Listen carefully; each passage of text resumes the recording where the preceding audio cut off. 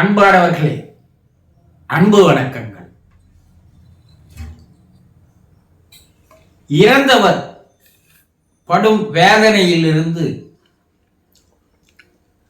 அவரை மீட்டெடுப்பது எப்படி?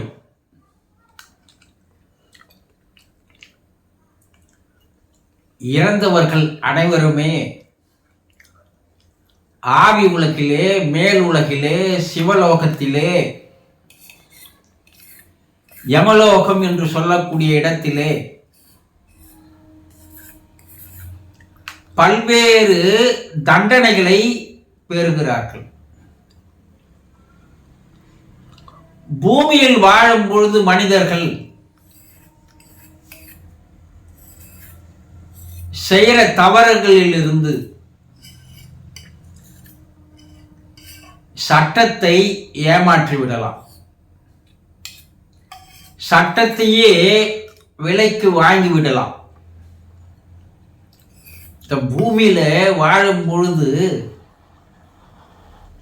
என்னென்ன அநியாயம் செய்கிறார்கள், அக்கிரமம் செய்கிறார்கள், அராஜக செயல்களில் ஈடுபடுகிறார்கள், பலரை ஏமாற்றி பணம் பறிக்கிறார்கள், பலரை மிரட்டி பணம் சேர்க்கிறார்கள், அளவுக்கு அதிகமாக லஞ்சம் வாங்கி சொத்து சேர்க்கிறார்கள், பல பெண்களை பாலியல் மூலமாக துன்புறுத்துகிறார்கள். இப்படி பல்வேறு விதமான பாவச் செயல்களை செய்கிறார்கள். அதற்கு சட்டங்கள் இருக்கிறது தண்டிப்பதற்கு. ஆனா பணம் இருந்தால் 10 செய்யும், அதை விட மேலே செய்யும் என்பது போல இன்றைய காலகட்டத்தில் பணத்தால் சட்டத்தை, நீதியே தன் பக்கம் விலைக்கு வாங்கி விடுகிறார்கள் இல்லையா? இங்க தப்பிச்சிடுறாங்க. இங்க சட்டங்கள் என்ன செய்யப்படுகிறது? இருட்டடைப்பு செய்யப்படுகிறது. வசதியானவருக்கு சட்டம் வேறு மாதிரியான நீதியை தருகிறது, ஏழையானவனுக்கு சட்டம் வேறு விதமான நீதியை தருகிறது. இதுதான் இன்றைய நீதி, இன்றைய சட்டங்கள் செயல்படுகின்ற முறைகள். ஆனா இறைவனுடைய உலகத்திலே யாரும் யாரையும் ஏமாற்றி விட முடியாது. அங்க போய் ஏமாத்தலான்னு நினைச்சா அது தலை கீழே நின்னாலும் எடுபடாது.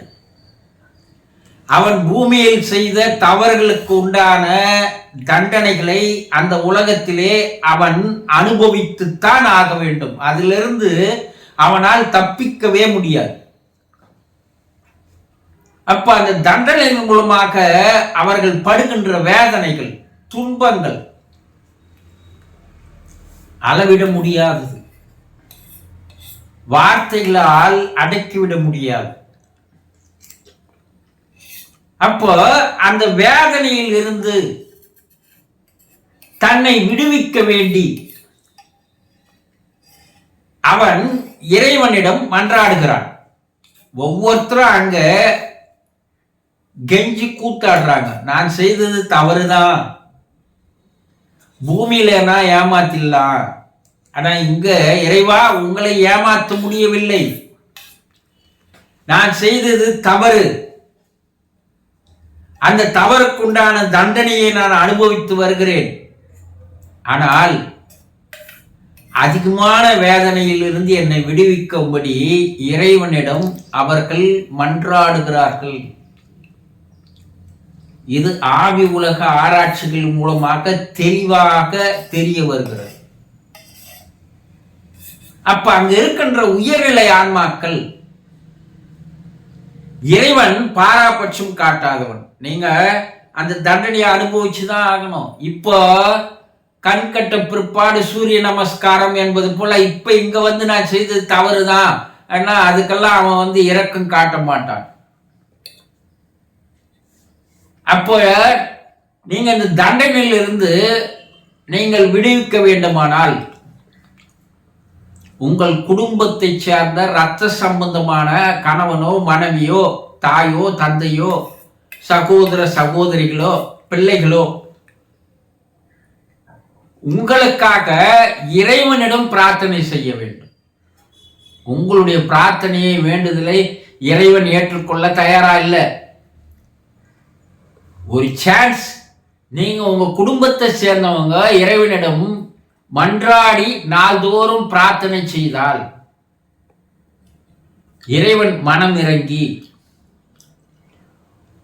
உங்களை இந்த மாபெரும் தண்டனையிலிருந்து சிறிது சிறிதாக விடுவிக்கிறான் என்று அங்கிருக்கின்ற உயர்நிலை ஆன்மாக்கள் அந்த தண்டனையை அனுபவித்து வருகின்ற ஆன்மாக்களிடம் கூறுகிறது.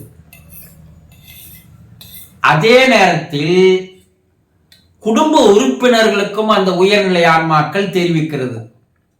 உங்க குடும்பத்தில் இறந்து மேல வந்து அவர் தண்டனையின் மூலமாக படுகின்ற வேதனை இருக்கிறதே, அந்த வேதனையை நாம் சொல்லில் அடக்க முடியாது. ஆகவே நீங்கள் தயவு செய்து குடும்ப உறுப்பினர்களாக இருந்தால் நீங்க குடும்ப ஒட்டுமொத்தமாக அவருக்காக பிரார்த்தனை செய்யுங்கள் இறைவனிடம். அப்படி பிரார்த்தனை செய்தால் அவர் அனுபவிக்கின்ற அந்த வேதனையிலிருந்து சிறிது சிறிதாக விடுவிக்கப்படுகிறார். நீங்கள் அவருக்கு செய்ய வேண்டிய ஒரே ஒரு நன்றி கடன், அவர் வேதனையிலிருந்து விடுவிக்கும்படி இறைவனிடம் நாள்தோறும் பிரார்த்தனை செய்யுங்கள் என்று குடும்ப உறுப்பினர்களுக்கு கூறுகிறது.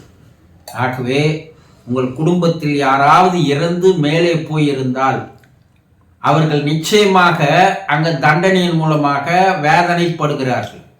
அந்த வேதனையிலிருந்து அவர்களை விடுவிக்க வேண்டி நாள்தோறும் இறைவனிடம் தயவு செய்து பிரார்த்தனை செய்யுங்கள்.